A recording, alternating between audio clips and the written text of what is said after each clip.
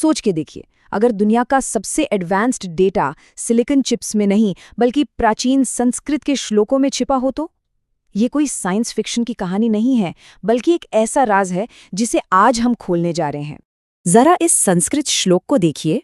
पहली नजर में तो यही लगता है कि ये भगवान कृष्ण की तारीफ में लिखा गया एक बहुत ही सुंदर भजन है ना? भक्ति और श्रद्धा से भरा हुआ एक पवित्र पद। लेकिन इस भक्ति भरी कविता के पीछे एक ऐसा राज छिपा है जो हैरान कर देगा। ये है पाई की वैल्यू, वो भी पूरे 31 डेसिमल प्लेसेस तक एकदम सटीक। तो चलिए इस अविश्वसनीय कोड को तोड़ते हैं जिसने सदियों तक मॉडर्न मैथ्स को प्राचीन श्लोकों में छिपाए रखा। इस पूरे रहस्य को खोलने की जो चाबी है वो एक प्राचीन सिस्टम में छिपी है। इसका नाम है कटपयादी प्रणाली। ये कोई मामूली सिस्टम नहीं, बल्कि एक बहुत ही सोफिस्टिकेटेड अल्फा न्यूमेरिक कोड है।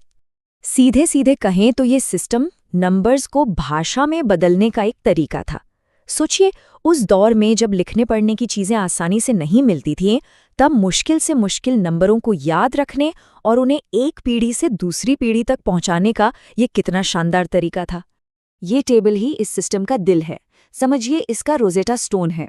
देखिए कैसे संस्कृत के हर व्यंजन को 0 से 9 तक का एक नंबर दिया गया है। और कमाल की बात यह है कि एक ही नंबर के लिए कई अक्षर हैं। इससे कवियों को पूरी आज़ादी मिलती थी कि वो अपनी कविता की लय और मतलब को बनाए रखते हुए सही शब्दों को चुन सकें।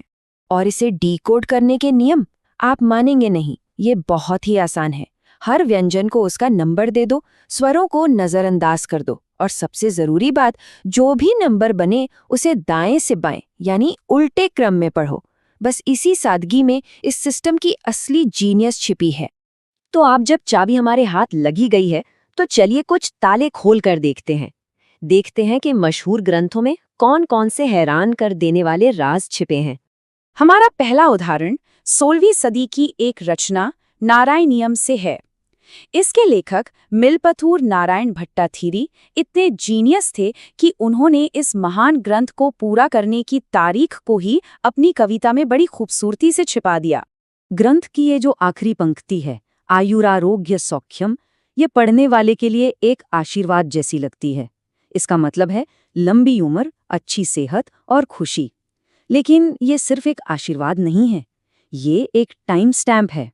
जब हम कटपयादी प्रणाली से इसे डिकोड करते हैं तो हमें मिलता है ये नंबर 17,12,210।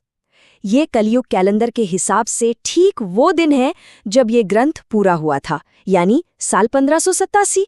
है ना कमाल? ये तो कविता में छिपा एक पक्का डिजिटल सिग्नेचर है। लेकिन बात सिर्फ तारीखों तक ही सीमित नहीं थी।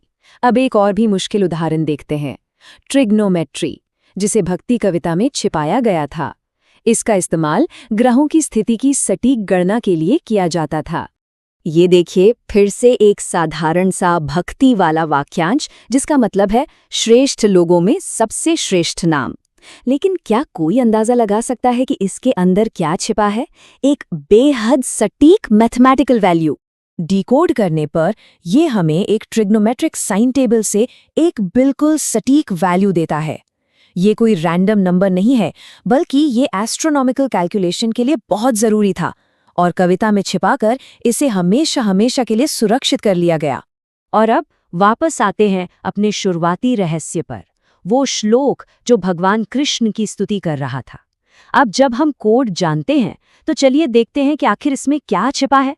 और ये रहा जवाब, पाई की वैल्यू, वो भी अविश्वसनीय रूप से 31 डेसिमल प्लेसेस तक एकदम सटीक। ये सटीकता उस समय से सदियों आगे थी, जिसे एक भक्ति श्लोक में कितनी खूबसूरती से छिपाया गया था। ये कला और विज्ञान का एक परफेक्ट मेल है। तो सवाल उठता है कि इन सब के पीछे थे कौन? वो शानदार दिमाग कौन थे जिन्होंने गणित और कविता को इस तरह से मिला दिया? इसका श्रेय जाता है Kerala school of astronomy and mathematics को, खास तौर पे संगम ग्राम के माधव जैसे महान गणितज्ञों को। उन्होंने न्यूटन से सदियों पहले इन्फिनिट सीरीज और कैलकुलस के कॉन्सेप्ट्स खोज लिए थे, और उन्होंने अपने ज्ञान को पीढ़ियों तक सुरक्षित रखने के लिए कटपयादी प्रणाली का बड़ी कुशलता से इस्तेमाल किया। ये टाइमलाइन साफ दिखाती है कि ये किसी एक व्यक्ति का कमाल नहीं था। ये सिस्टम लगभग 1000 साल से भी ज्यादा समय से इस्तेमाल हो रहा था, जो एक बहुत ही विकसित और लगातार चलने वाली बौद्धिक परंपरा को दिखाता है। लेकिन आखिरी और सबसे जरूरी सवाल, आखिर वैज्ञानिक डेटा को स्टोर करने के लिए कविता का ही इस्तेमाल क्यों? ये तरीका इतना शानदार क्यों था? जरा आज के डिजिटल डेटा की कमजोरी के बारे में सोचिए। हार्ड ड्राइव क्रैश हो सकती है, फाइल करप्ट हो सकती है, लेकिन जो ज्ञान याद करके कविता के जरिए दिया जाता है वो कहीं ज्यादा टिकाऊ होता है। एक श्लोक जो संस्कृति का हिस्सा बन जाता है वो हजारों साल तक जिंदा रह सकता है। और इसमें एक और लेवल का जीनियस है। कविता का जो स्ट्रक्चर होता था वही डेटा को सुरक्षित रखने के लिए एक एरर चेकिंग कोड का काम करता था। मतलब अगर कोई एक अक्षर भी बदल दे तो कविता की लय यानी छंद टूट जाता था, जिससे तुरंत पता चल जाता कि कुछ गड़बड़ है। तो ये सब हमें सोचने पर मजबूर कर देता है। प्राचीन ग्रंथों में और ना जाने कितने ऐसे राज हमारी आंखों के ठीक सामने छिपे हैं, जो बस डीकोड होने का इंतजार कर रहे हैं। शायद ज्ञान का सबसे बड़ा खजाना अभी भी खोजा जाना बाकी है।